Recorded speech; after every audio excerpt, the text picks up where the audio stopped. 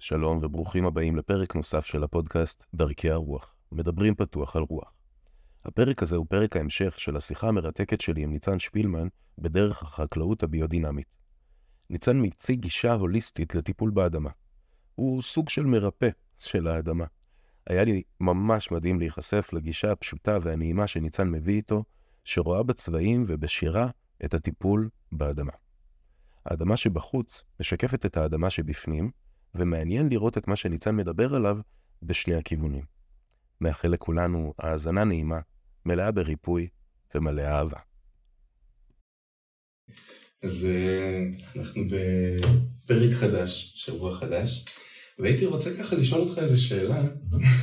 דיברנו על האדמה ואני בטוח שהרבה הזדהו איתי, אני מצליח להרוג הרבה עציצים בבית, וגם צמחים בחוץ בגינה.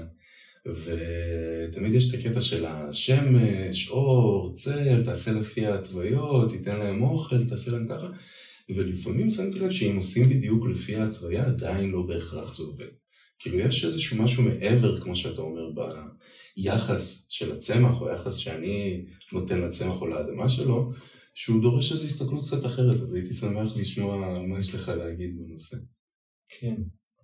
ובעצם הדברים הם לא ממש מסובכים. אם אתה מבין עקרונות מסוימים או דברים מסוימים, אז אפשר ליישם אותם גם בגינה הביתית, גם בשטחים מאוד מאוד גדולים בחקלאות, וגם בעציצים ובעדניות.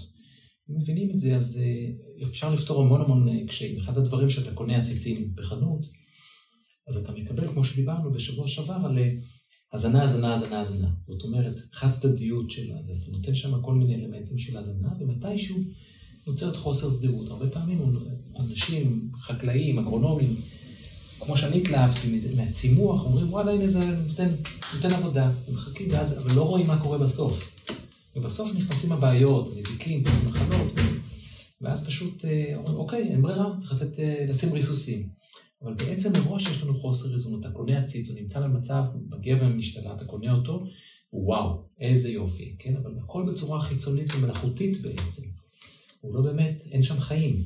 המטרה היא ליצור חיים מראש. במובן הזה, אם נבין דברים מסוימים של מה זה הקרקע, שוב, בהשוואה, בקורלציה לישות האדם, ונבין איך לפעול איתה או לעשות אותה גם במצע מנותק, אז נוכל להגיע להישגים. אחד הדברים שאנחנו עושים בחקלאות הביודינמית, אני בעצם מייצר כמה תוספים לגינה ולעציצים ולעדניות, שיש בהם את הפרפרטים הביודינמיים. ואז אפילו בעציץ ישן שיש לך, שהצמח כבר נראה נבול או לא נראה טוב, אתה שם כמות מאוד מאוד קטנה ולא צריך לשים הרבה. אתה שם קצת, והרבה מאוד פעמים אני מקבל פידבקים מאוד מאוד יפים, שאתה שם כמות קטנה, והצמח מתחדש, נורא טוב. ואני אומר להם, חבר'ה, תראו, זה מעולה, יצרתם בעצם שינוי בקרקע, טרנספורמציה, החדרתם חיים. ואז הרבה אומרים לי, תשמע, אני רוצה לבנות עוד. ואני שואל אותם, תגידו, מתי שמתם? אז אומרים, לפני חודשיים, 3, אני אומר, לא שמים עוד, בעוד שנה. כי יצרת כבר סיטואציה שהאדמה כבר, אפילו במצב מנהלת, מתחילה לאזן את עצמה. אם תשים עוד, אתה תוסיף עודף של חיים במובן מסוים, ואז שוב יגרום לחד צדדיות, כמו שקרה אצלי בגינה. אז צריך לראות ולאזן את הדברים. אם תבין דברים מסוימים, אז אפשר להגיע להרבה מאוד הישגים. יש לי גם סוג של תרסיס כזה שאתה שם על גבי העלים. אנשים לא מבינים, גם בחקלאות, עד כמה זה עוצמתי שאתה נותן אלמנטים מסוימים על העלווה, על העלים עצמם. וקיבלתי איזשהו סרטון כזה של איזה מישהי שהיה לה איזשהו צמח, יש לה 5 או 6 שנים, סוג של צמח בית, שכל הזמן יש לה, בזמן נתון, תמיד החזיק לה יפה, טיפלה בו יפה, ותמיד 2-3 פרחים, לבנים כאלה. והיא רציסה פעם אחת מהתרסיס שלי, ביודינמי עם כל הפרפרטים, אמרתי לה פעם בשבוע, בבוקר מוקדם, להשקות, לרסס, היא שולחת לי סרטון, היא אומרת לי, אחרי שבועיים, רססתי פעם אחת, איזה 20 פרחים. לא היה לה אף פעם דבר כזה. זאת אומרת, זה יוצר דברים, והרבה פעמים המוצרים או התוספים הביודינמיים, יוצרים מצב שנותנים גם מענה לאנשים שהם לא הולך להם. אבל אתה צריך להקפיד על דברים מסוימים, צריך להכיר דברים מסוימים. עכשיו, יכול להיות שתמשיך, תיקח את התוספים האלה ותעשה טעויות גסות, למשל, תשכח להשקעות, או שתשקיע הרבה יותר מדי, אז זה לא יעזור כמובן. אתה צריך לדעת כמה דברים בסיסיים. אבל הרבה פעמים, המשתלות או הדברים האלה, זה אנשים שמבינים את החקלאות המסוימת הזאת. אנחנו חושבים אחרת בביודינמיקה. ברגע שאתה מתחיל לעשות דברים אחרת, אז זה יכול לקבל גם תוצאות אחרות. אז איך האדם בעצם מתבוננות בתוך עצמו, כמו שאמרת בפרק הקודם, ההקבלה הזאת בין האדמה לאדמה, בין האדם לאדמה, איך על ידי התבוננות באדם אני יכול ממש להבין מה אני נותן לאדמה שלי? תראה, בשביל להתבונן גם באדם, אנחנו יכולים להיעזר בכמה אלמנטים. אחד האלמנטים שאנחנו מאוד נעזרים בו, הוא עבודה אומנותית. יש לנו בהרדוף, יש לנו סמינר שנתי, סמינר מלא לחקלאות ולדברות ביודינמית. אחד מהאלמנטים שאנחנו עושים, אנחנו עוסקים בפעילות אומנותית. עכשיו, פעילות אומנותית, למשל, אם אתה לוקח ציור, ובוא ניקח, בעולם הציור יש לך צבעים, כן? ניקח את הציור בצבע. אז אם ניקח את הצבע הצהוב, לעומת הצבע הכחול, הם שני צבעים שיש להם איזושהי סוג מסוים של קוטביות. הצהוב הוא כמו האור, כמו השמש, הוא קורן. והכחול הוא כמו מכנס. כן, המחווה של הכחול היא מחווה, אם ניכנס לזה קצת יותר לעומק, אנחנו לא יכולים כרגע, אבל היא מחווה יותר מכנסת, הצהוב יותר קורנת. כשאני מתבונן על צמח, כשאני מתבונן למשל על דלאות האלה, שזה דלאות ביודינמיות יפהפיות, אני מסתכל למשל בין היתר, האם כמו אצלי, איפה הצהוב אצלי? בתודעה. בתהליך המודע שלי, מה אני עושה?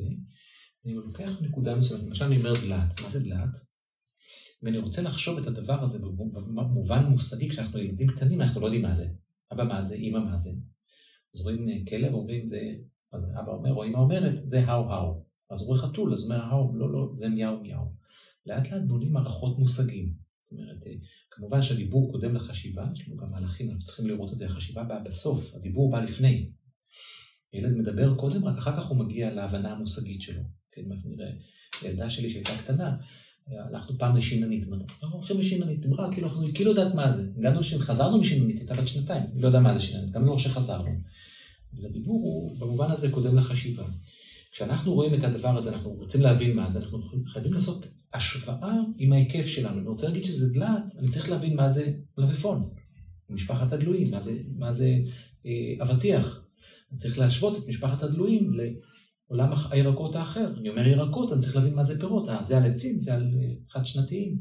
אני רוצה להבין את עולם הצומח, אני צריך להשוות אותו עם עולם החי, עם עולם המינרלים, עם האדם, עם האדמה. אני רוצה להבין מה זה אדמה, אני צריך להבין את כל הקוסמוס וכן הלאה וכן הלאה. בשביל להבין דלת, אני חייב פנימית תודעתית לעשות מערך שברגע אנחנו עושים אותו, שפורצים אל האינסוף במובן המושגי, כמהלך. אחרת אני לא אבין מה זה, אני כל הזמן לוקח אותו ומשווה אותו עם הסביבה שלי. ובמובן הזה אני צהוב, באלמנט, וכשאני לומד את הדבר הזה, אז עכשיו, והכחול הוא יותר באלמנט של העשייה, באלמנט הרצוני. מה הוא אלמנט באלמנט הרצוני? אני לוקח חומרים מההיקף, ועושה דבר אחד, אני מכוון בעשייה שלי לדבר אחד. אני אקח סתם לדוגמה מאוד אופיינית, באופן תמונתי, אפיית לחם או עשיית לחם. אני מביא חיטה מאיזשהו שדה רחוק. מים השקו אותו מההיקף של האדמה. ואני מביא עוד מלח מאיזשהו מכרה, מלח הימלאיה או מהאטלנטי, כן? זה מלח אטלנטי, או לא משנה מאיפה. אני מביא עוד שמרים, או לא שמרים, או מחמצת. אני מביא מים ממקור אחר. אני מביא מההיקף חומרים מסוימים, ואז אני מביא אותם לתוך קערה אחת, ואני יוצר, הולך כמחווה אפילו, אני לש את זה כמחווה מהיקף אל מרכז. ואז אני יוצר מצב שבו אני יוצר, היצירה שלנו היא באה עם מחווה פנימית של באה מהיקף אל מרכז. ואז יותר החוויה של הכחול במובן מסוים. כשאני מתחיל להתאמן עכשיו ציור, בצבע למשל, אני חווה את הכחול, את הצהוב כקורן, את הכחול כמרכז, כמעבה, ובתווך נוצר לנו הירוק למשל, כן? כבר הגענו לשורש, עלה, כן, הירוק, אפשר להגיד האלמנט של פרי, או החלקים העליונים של הצמח, והפוך את האדם, כמו שאמרנו בשבוע שעבר. אז אני מתחיל לפעום בתוכי את הצבעים, וכשאני הולך בשדה, ואני רואה, אני מתבונן, אחד הדברים שאני יכול להתבונן מהם, האם הצמח הוא יותר קורן, או יותר מעבה. כשאמרתי לך שהשתמשתי בפרפרט המסוים, שהוא היה יותר אלמנט של הזנה, זה אלמנט של עיבוי, ובעובדה, צמחי הבר שהשתנו מורפולוגית, השתנו בכיוון של עיבוי, הפכו להיות סוקולנטים כאלה, שמנים וכאלה דוחים, כן? בעצם יצרנו עיבוי, הייתי באלמנט של כחול, אז למשל ציור יכול לתת לנו אלמנט כזה שאנחנו יכולים להתאמן בו, בין בהתבוננות העצמית שלנו בתוכנו, בכלל האומנות זה עולם שאנחנו שוב נפרה אותנו לגמרי, אנחנו יכולים ללכת לעולם המוזיקה, כן? בעולם המוזיקה קצת יותר, צריך לדבר על זה גם, כדי להיכנס לזה, אבל האלמנטים המוזיקליים, אני יכול בתוך הכלי הביודינמי, להיות קשוב למה שקורה בשדה. אני גם צריך להיות מאוד בזמן. למשל, דוגמה פשוטה, היא לא מפלת את כל העולם המוזיקלי, אבל נגיד שמנגנים כמה אנשים ביחד. אתה א' חייב להיות בהרמוניה, אבל הטיימינג נורא חשוב. נכנס תפקיד של כינור, נגיד שברביעיית מיתרים, ואז התפקיד של הכינור השני, ואז הצ'לו, ואז הוויולה. הם צריכים להיכנס בזמן, אז הטיימינג, אתה מזהה משהו בשדה, משהו, איזשהו כיוון שהוא לא הרמוני לגמרי, בום, אתה צריך לפעול. תפעל בזמן, רגע לפני שהדבר קורה, אתה תפתור את הבעיה. תבוא יותר מדי מאוחר, זה מאוחר מדי. והעניין ההרמוניה הזה, כן, לבוא בשדה, ואתה מתחיל לפעום את הערה, את העיבוי, כן, את מה שפה הולך צהוב, הולך כחול, אתה שומע משהו שהוא ככה דיסוננטי, אתה רוצה לעשות אותו יותר הרמוני, אתה רוצה לעשות, אתה רואה, אתה צריך להדגיש משהו מסוים, אתה צריך... אז האלמנטים, יש גם בכל התחומים של האמנות, אז אחד הדרכים שאנחנו יכולים להכשיר את עצמנו לעבודה בשדה. זה נשמע קצת אחר מהרגיל. אנחנו גם מסתכלים על בדיקות מעבדה ודברים כאלה, זה מעניין אותנו, אבל קצת פחות. כי אנחנו יכולים לראות את התוצאות בסוף, אבל אנחנו יכולים ליצור מצב שבו אנחנו בוחנים את המערך בשדה באופן אמנותי. זה דבר אחד שאנחנו יכולים להתאמן בו. הדבר השני, בעצם פעילות פנימית רוחנית. כשאני לומד על אישות האדם באופן רוחני, במובן הזה כל הזרמים הם בסדר, זאת אומרת, זה לא משנה אם זה דתות שונות או זרמים שונים שבין ממזרח או ממערב או דברים מסוימים, אני לומד אותם באופן עמוק ונכון, או לאורך הזמן, אני לומד את האישות של האדם באופן פנימי. מכיוון שאנחנו רואים שהדבר הזה, אנחנו אחדות עם האדמה, אז במובן הזה, כשאני פועל על אלמנט מסוים באופן רוחני, פנימי אצלי, אני יכול גם לפעול בצורה הזאת, גם באדמה. אז כל הנושא של הלמידה, בתחום הרוחני, אני יכול גם להגיד שחלק מהלימוד הרוחני הוא גם לימוד של המדעים באופן כללי. המדעים באופן כללי, הם לאו דווקא תמיד נותנים לנו את המענה הנכון, אבל אני חייב ללמוד חוקיות מסוימת, בשביל להבין בסופו של דבר גם מה קורה בקרקע, אבל זה רק איזשהו שלד מסוים. אם אני אשאר שם זה לא מספיק, אז אני אשאר כמו תחומי החקלאות הרגילים, אבל הלימוד היותר עמוק של הלימוד הפנימי, הוא יהיה לימוד שהוא יכול להוביל אותנו לאלמנט יותר עמוק, יותר מה שאנחנו קוראים לו אולי רוחני, איזוטרי יותר של ישות האדם, ואז ככה נוכל לפעול על הקרקע. ואז אני יכול גם כן להתחיל להיכנס בעצם לאיזשהו סוג של שיחה עם הישות הזאת שנקראת אדמה, או ישות הצומח, ישות הצמחים, בצורה כזאת, ואני מתחיל אז לראות, אני אומר, אוקיי, לפעמים אני הולך בשדה, אני מרגיש שבתוך ההליכה, חקלאים ותיקים, גם רגילים, מכירים את זה, אומרים, וואי, חייבים לתת עוד מים, חייבים לעשות עוד זה, חייבים לתת פה עוד איזה אלמנט כזה או כזה. לא שהם חושבים לפעמים קונבנציונלי, אבל הם מרגישים את השטח. כן, גם אם עובדים עם בעלי חיים, אתה מרגיש את הבעל חיים, הבעל חיים מרגיש עליך, אותך. מכירים את זה עם חיות בית, אבל מרגישים את זה, אני עובד גם עם דבורים. הדבורים מזהות אותי, אני רואה כשמישהו אחר מגיע, הם מגיבות עליו אחרת, כן? גם אם הוא דבוראי או משהו כזה. אז אתה רואה את זה לגמרי בצורה שונה. אז אלה דרכים למשל שיכולים לעבוד, יש עוד כיוונים שאנחנו יכולים לדבר, גם כיוונים פנימיים, נקרא להם באופן כללי רליגיוזיים, כן, יכולים, אם אני פעיל בצורה כזאת, הגישה שלי לשדה, לחלקה, לאדמה, לכל מה שמסביב, היא תהיה גם כן באופן שונה. ובמובן הזה, אם אני באמת באחדות, אני רוצה לתת מענה לכל האלמנטים שקשורים באופן כללי לתודעה, באופן מצומצם, נקרא לזה מדע, באופן כללי לכל האלמנט שאנחנו יכולים לקרוא לו אומנות, באופן כללי לכל האלמנט שקשור לאלמנט של הדת, אפשר לומר במובן הזה. ובצורה כזאת אנחנו פועלים באופן שלמותי על האדמה, בצורה הוליסטית, נגיד ככה. ואז התוצאה בסוף, שהקרקע משתקמת, נעשית פה גאה יותר, הצמחים יהיו בריאים יותר, פחות מחלות, פחות מזיקים, התוצאות יהיו יותר טעימות, התוצרת, ויהיה לנו יכולת לנו גם כן הרבה יותר תוצרת. מעניין גם לראות שבתעשיית היין, למשל באירופה, יש מעבר מאוד גדול לחקלאות ביודינמית. שם איטליה וצרפת מאוד מוכרות, מאוד חזק בתחום של היין, הם עוברים, כי זה פשוט מצליח. מה זה מצליח? בקבוק יין מבציר טוב, מביא הרבה יותר כסף, במקום נגיד 20 יורו, 30 יורו לבקבוק, אתה יכול להביא, אתה יודע, למכור אותו ב-100, 120, 150, 180 שקל לבקבוק. למה? כי הוא זכה במדליית זהב. והעיינות הביודינמיים הרבה פעמים מגיעים להישגים מאוד מאוד יפים. הייתי בהשתלמות באיטליה, אתה רואה, קוראים לי, דיברתי איתם, אתה ביודינמי? לא. אז מה אתה עושה פה? לא, אני לומד את זה כדי שיהיה לי יין טוב. כן. אז בסוף זה מראה את זה במבחן התוצאה. יפה. ואז בעצם דיברנו על כל השימוש יתר שאנחנו עושים עם האדמה, ההרס בעצם שאנחנו כאנושות התחלנו להבין, כל העיבוד התעשייתי, ודיברת על להזין בחזרה את האדמה, אולי לרפא אותה באיזשהו מקום. מה אנחנו כאנשים בודדים, שאולי אפילו גרים בתוך עיר או בניין ורחוקים מהאדמה, מה אנחנו יכולים לעשות כדי להשיב את ההרמוניה? כן.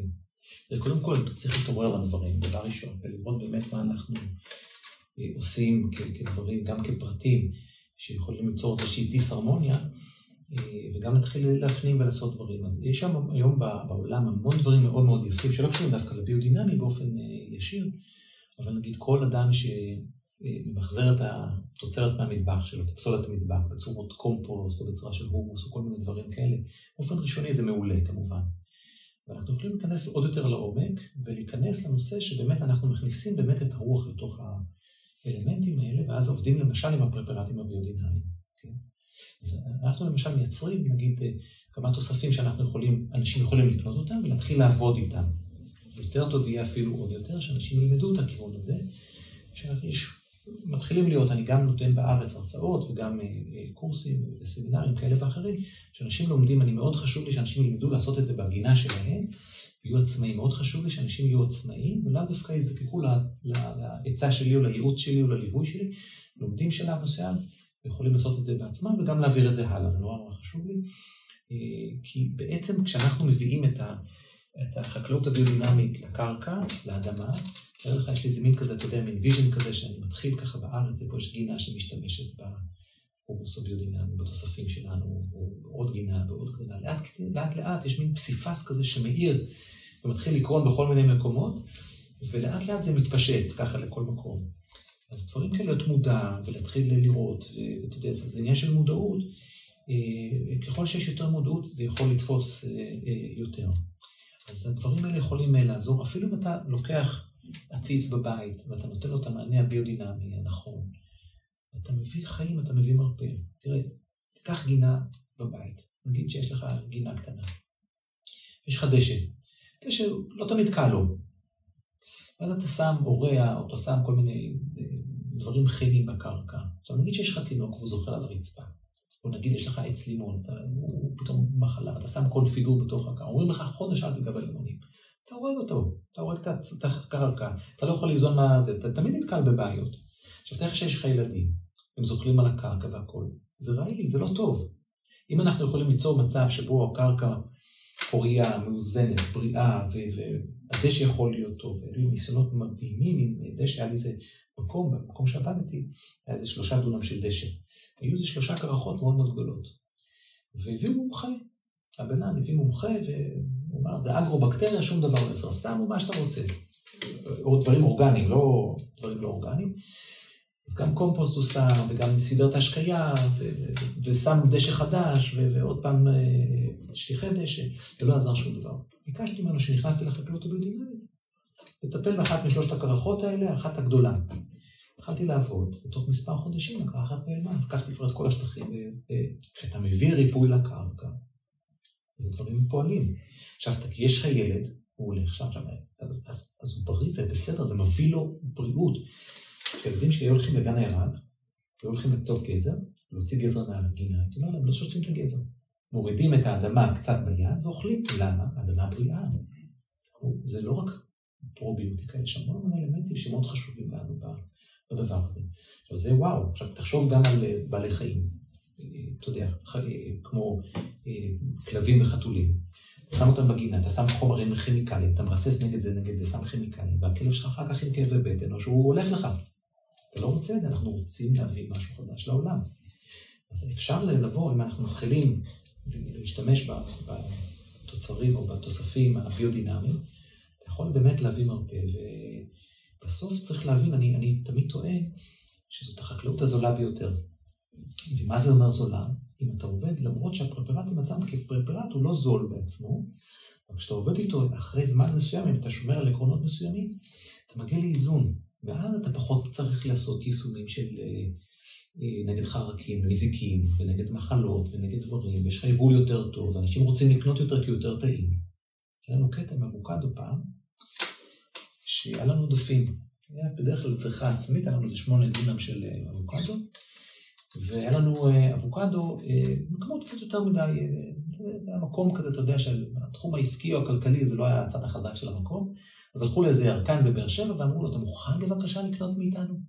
אז הוא הוריד אותנו במחיר, ומחיר ברצפה, והוא קנה כמה מאות קילוגרמים, 300-400 קילו.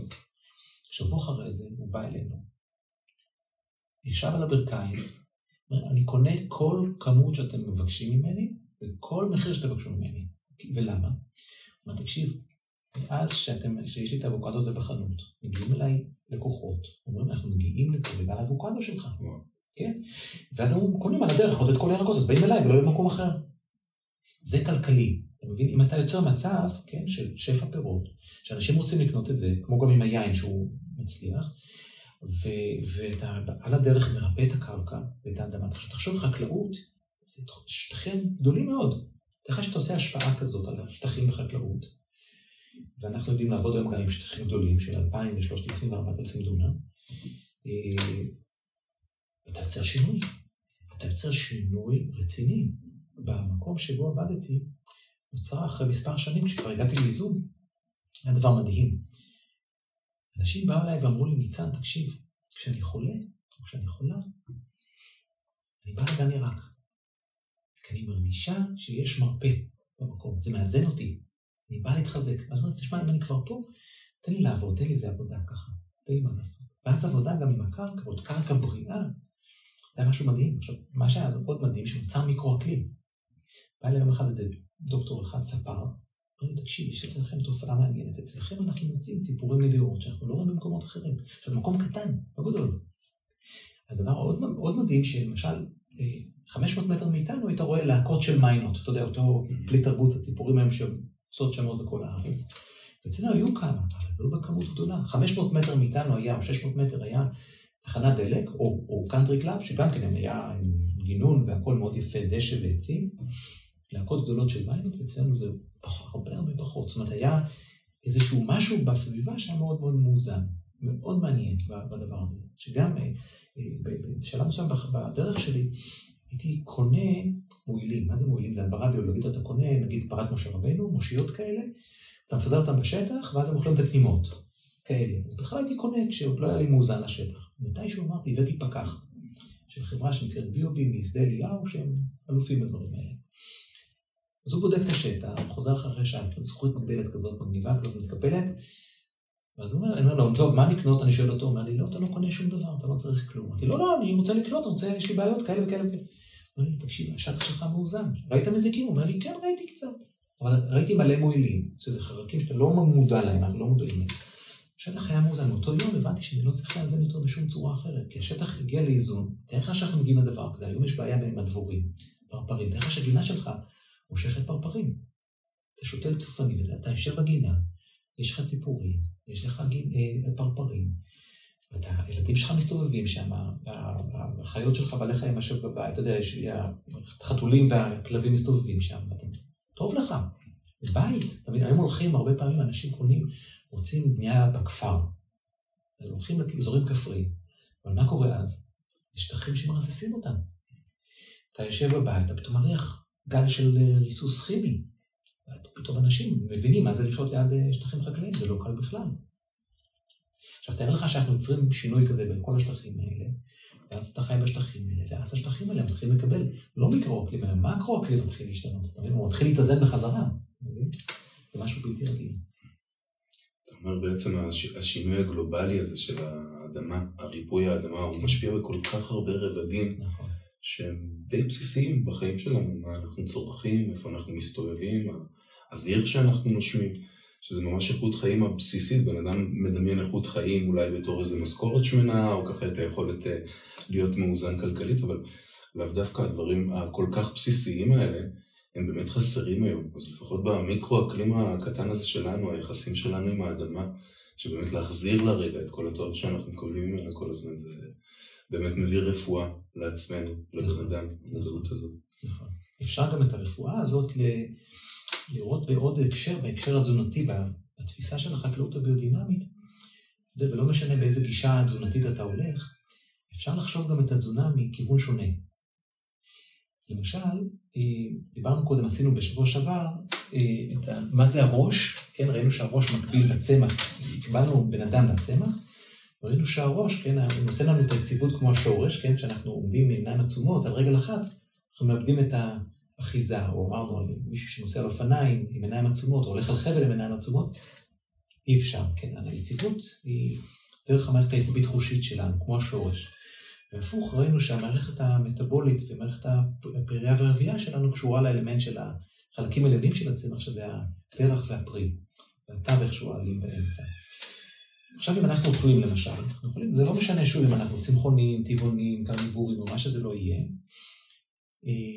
אנחנו יכולים גם לעבוד עם הדבר הזה בצורה שונה. למשל, אם אני רוצה נגיד לעסוק בפעילות יותר קוגניטיבית, ולחזק את האלמנט התודעתי שלי.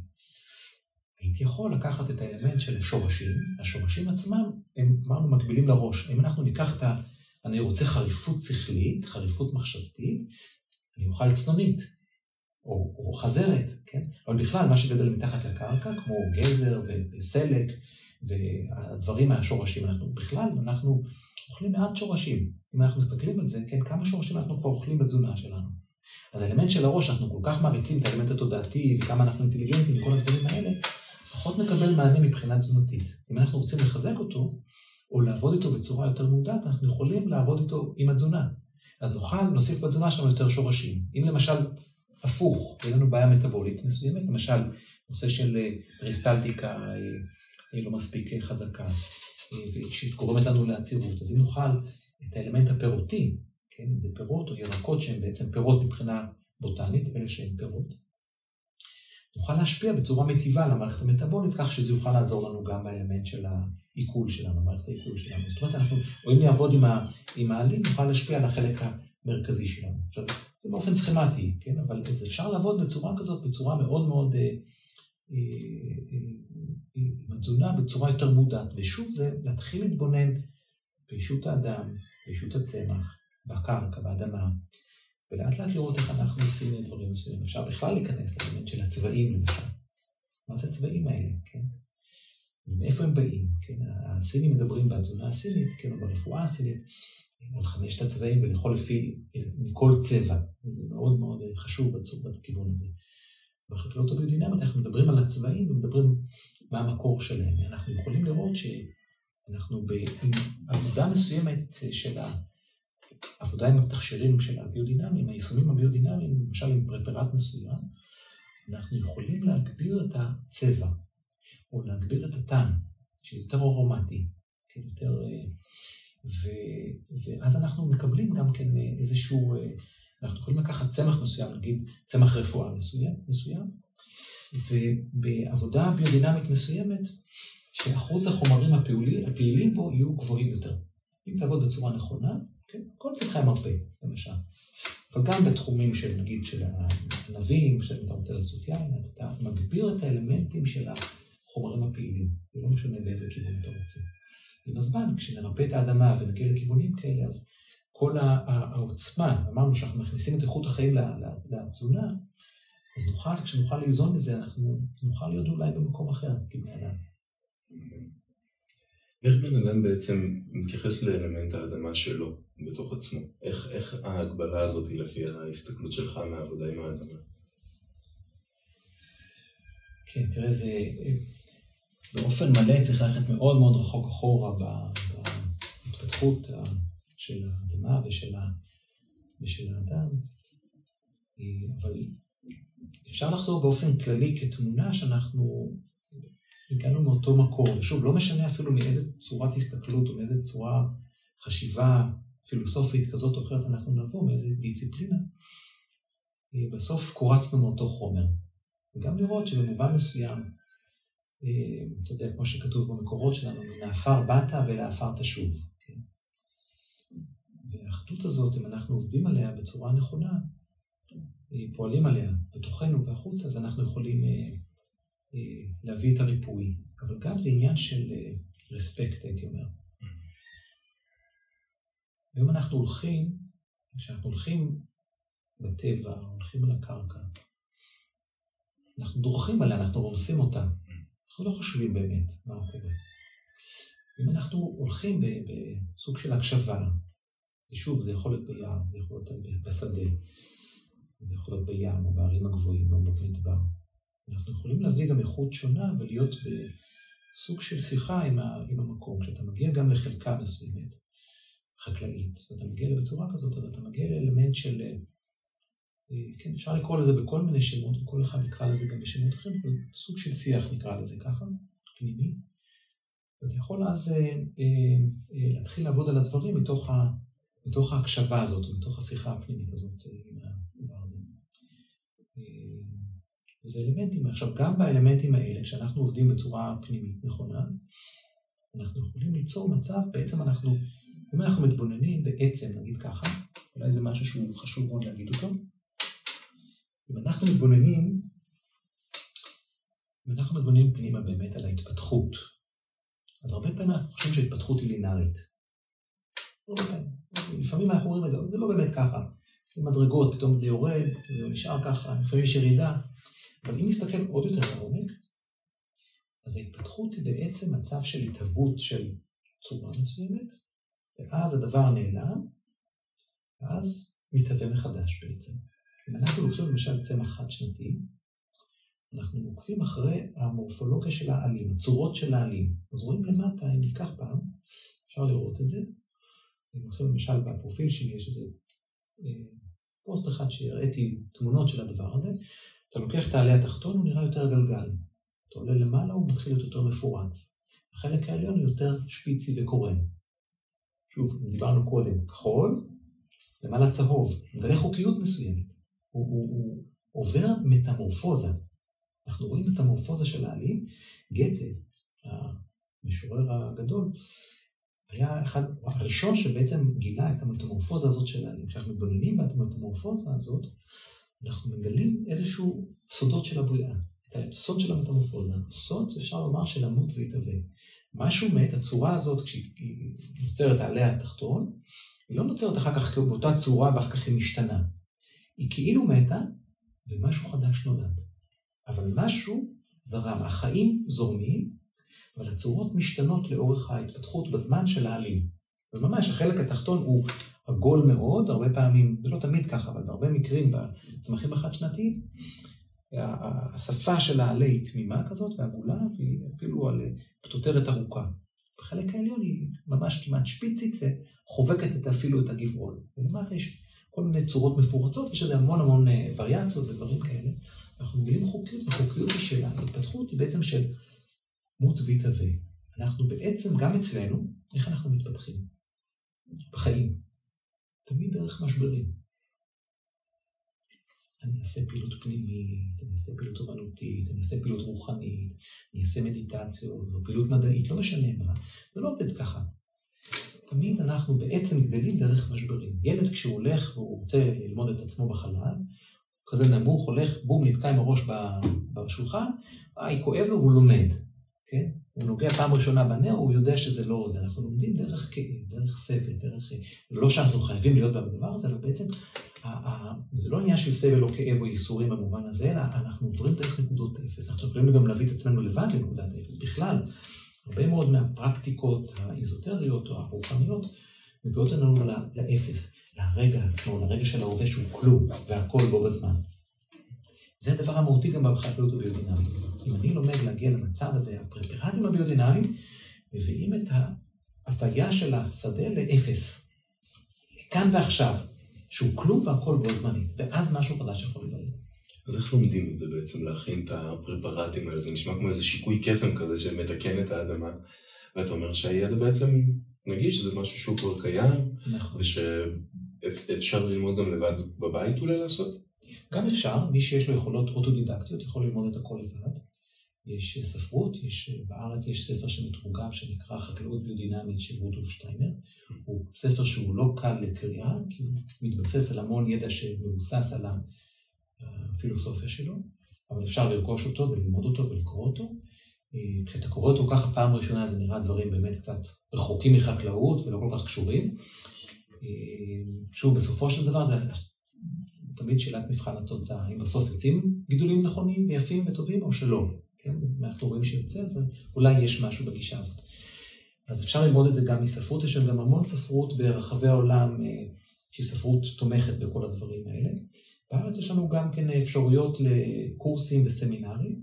יש לנו סמינר בהרדוף, יש לנו סמינר מלא בחקלאות ודבוראות ביודינמית, זה סמינר שאנחנו עושים אותו שנה שלמה, בערך 30 מפגשים, דחסנו יומיים ליום אחד, כרגע זה ימי רביעי, מתחילים ב8 בבוקר, ומסיימים ב7 בערב, 11 שעות, ממש אינטנסיבי, אנחנו מתחילים בעבודה מעשית בשדה, לומדים לעבוד, לומדים עבודות אגרוטכניות רגילות, איך עובדים, מה עושים, גם בעבודה ידנית וגם בעבודה עם כלים מכניים, ואנחנו לומדים את הדברים האלה, אבל גם לומדים איך להתבונן בשדה, איך להרגיש את השדה, איך ליישם את היישומים הביודינמיים. אחרי העבודה המעשית אנחנו גם מתנסים לפחות בשתי אומנויות שונות, שאנחנו מתנסים בהן, אם זה ציור, פיסול או שירה, פעילות תנועה מסוימת שנקראת אוריתמיה, שאנחנו מפעילים את הנפש שלנו ומכשירים אותה בעצם, ואנחנו מתרכזים במה שיכול לשרת אותנו כעבודה בשדה, כחקלאים בשדה. וגם אנחנו עוסקים בפעילות שהיא לימוד עיוני של החקלאות הביודינמית, וגם פעילות שהיא לימוד רוחני בעצם. הדברים האלה זה סמינר מלא ושלם, ואחר כך אתה גם יודע לעבוד עם זה, ואתה יודע גם ללמד את זה, כן? אתה יכול ממש, אתה לומד אז גם להכין את הפרפרטים, להכין קומפוסט, משחות עצים מיוחדות, אם עובדים יפה ונכון, אז מגיעים גם לתוצאות מאוד מאוד יפות. יש לנו כבר בוגרים של הסמינר, זה אפשרות אחת. יש אפשרות אחרת, אני גם מקיים בארץ קורסים של 10 מפגשים כאלה, הרבה פעמים אני הולך לגינות של אנשים, ואנחנו מביאים קבוצה של אנשים ולומדים מההתחלה ועד הסוף, לוקחים 4 חודשים שזו עונה, ולומדים לעבוד עם ירקות, איך מכשירים את הקרקע, איך בונים ערוגה בגישה שלנו, ומבינים את העקרונות הבסיסיים, משתמשים ביישומים הביודינמיים, לומדים להכין קומפוסט ביתי ביודינמי, לומדים לבד להכין את המשחות, אז לא לומדים את הפרפרטים עצמם, איך מכינים אותם, כי זה באמת מטבעי לכת, זה דורש הרבה הכשרה, אבל כן לומדים להשתמש בכל הדברים, ואיך ליישם את כל הדברים. אז זה גם כן קורה וקיים.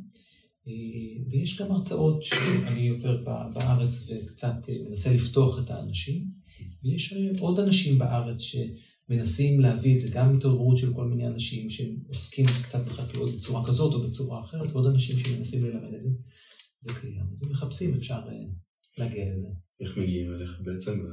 חומרים, לקורסים, מי שרוצה אז קודם כל אפשר לחפש ברשת ניצן שפילמן, אבל אפשר גם ביודינמי ישראל, ובביודינמי ישראל מגיעים לאתר שלנו, ושם יש לנו גם קצת אינפורמציה, אנחנו גם מפרטים על הקורסים באופן כללי שיש, וגם יש לנו חנות אונליין שבו אנחנו מוכרים תכשירים, אז יש לנו למשל את מוצר הדגל שלנו אפשר לומר, יש לנו פה בעצם סוג של הומוס או קומפוסט ביודינמי, זה תוסף לקרקע, תראה איזה שחור, איזה דבר זה, הדבר הזה הוא בעצם חומר חי שמכיל את 6 הפרפרטים שהזכרתי קודם מהצמחים השונים, והוא כל כך חי, קודם כל אנחנו שומרים עליו לך, ברוב המקרים שאתה תקנה חומרי הזנה כאלה או אחרים לגינות, אז הם יבשים ומפוררים.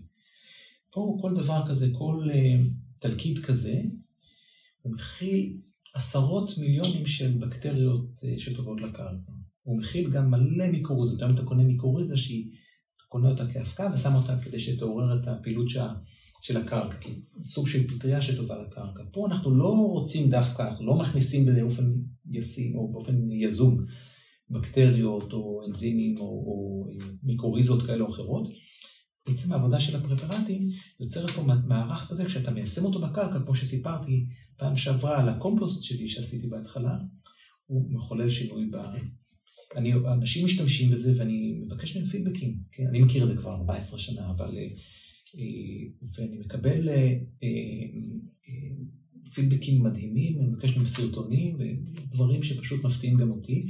אני רוצה לציין שבחוות הבית שלנו, גן הבית של הרדוף, חווה של 150 דונם, חומר ההזנה היחידי שאנחנו משתמשים זה רק זה, שום דבר אחר.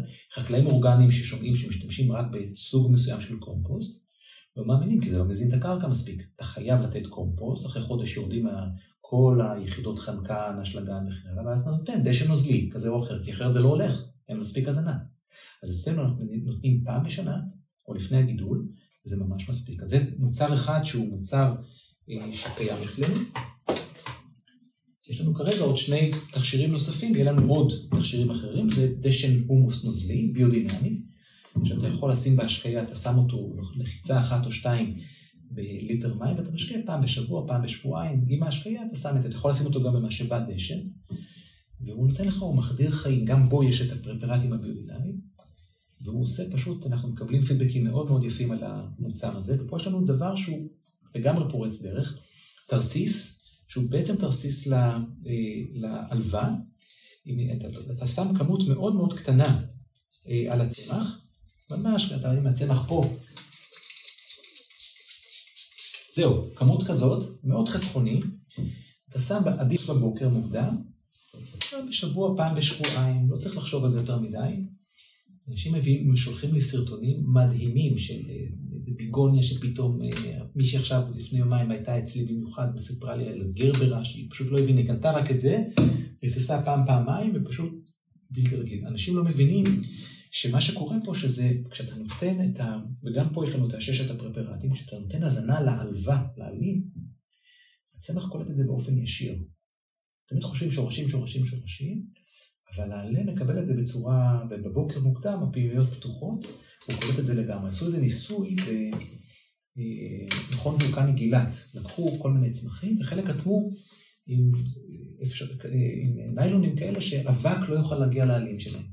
למשל חומוס למשל, שלא הגיעו לו האבק, לא צמח מספיק טוב כמו אלה שהיו חשופים לאבק. נראה מפתיע וכאילו קצת לא קשור, אבל יש לנו באוויר או באבק יסודות קורת בכמות קטנה ומזרית, למשל אבץ או דברים כאלה, שזה כמויות הומאופתיות, אבל הכמויות האלה הן חשובות לצמח. בחקלאות הביודינמית, אנחנו כבר 100 שנה כמעט, יודעים את הדברים האלה ומשתמשים בהם בהצלחה מרובה. היה לי מקרה של שדה, אני גם יועץ לחוות, התקופה שעבדתי מאוד אינטנסיבי עם משק חביביין, שמייצרים חווה אורגנית מאוד גדולה שיש להם בנוחם ובהודיה, הם משווקים פעם בשבוע סלים אורגניים ל5,000 בתי אב, באזור המרכז, ירושלים, וכל מה שבתווך שם. והיה להם איזו חלקה של 1.5 דונם של טרד ניו זילנדי, שהיה חיוור לגמרי, כלורוטי. היה כזה לבן כזה צהבהב, ואי אפשר לשים אותו בסלים. ובאו להם, אמרו לי, מה אפשר לעשות? בואו נראה קודם כל איזה קומפוסט שמתם.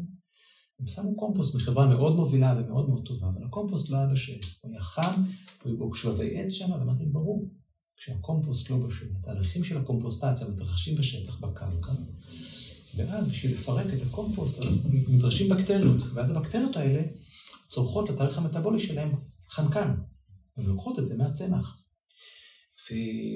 ולקחנו ריסוס הלוותי, כזה, כיוון כזה, ונתנו בתוך שבוע וחצי, הכל הסתדר והכל היה, ויוכלו לקטוף את כל האחר. אתה יודע, 1.5 דונם של טרד, זה בכל זאת הרבה מאוד זמן, השקעה, משאבים כספיים, אז המוצר הזה הוא מאוד מאוד טוב. אלה מוצרים ראשונים שיש לנו, ואנחנו ממשיכים, יש לנו עוד מוצרים שאנחנו עבדנו איתם הרבה מאוד שנים, צריכים להפיק אותם בצורה קצת יותר מסחרית, כדי שנוכל לצאת איתם גם לשוק. ואם היה לך מסר, ככה לכל האנשים בעולם, שהיית יכול להחדיר להם לתוך המחשבה, לתוך הלב שלהם, מה זה היה? תראה, אני קטונתי, במובן הזה אני נשען על גדולים והוא איש את אחיו. זה המסר שאני יכול לתת. זה הדבר. אנחנו כולנו בני אדם, וכולנו, שוב, כמו שאנחנו אומרים שאנחנו אחדות עם האדמה, אז אנחנו גם כבני אדם, אנחנו אחדות. וזה לא משנה אם אנחנו מתרבות כזאת, מתרבות אחרת, אם אנחנו מבוגרים, אנחנו צעירים, יש לנו צבע עור כזה או צבע עור אחר, אם אנחנו ממין זכר או ממין נקבה, אם אנחנו מנטליות כזאת, מנטליות אחרת, אם אנחנו מזל כזה או מזל אחר, אנחנו כולנו בסופו של דבר אחדות, ונוכל להבין, וגם השוני הוא נורא חשוב. אני לא רוצה לאכול רק מלפפון, אני רוצה לאכול גם עגבנייה וגם צנון, ואני רוצה גם פרי, ואני רוצה גם... אז טוב שיש שונות ושיש אנשים שונים, ואנחנו יכולים להיות באמת, לקבל באהבה את האחר, כן, את רעינו, אז זה הדבר, כמובן שאני אעשר יותר מזה. הלוואי שתמיד נזכור. תודה רבה, ניצן. תודה לך. תודה רבה שהאזנתם עד כאן. אם אהבתם את הפרק, נשמח גם אני וגם ניצן לשיתוף שלו בפייסבוק או באינסטגרם או בכל מקום שאתם משתפים. מאחל לנו שהרוח הטובה תנשוב בנו ריפוי והרבה אהבה.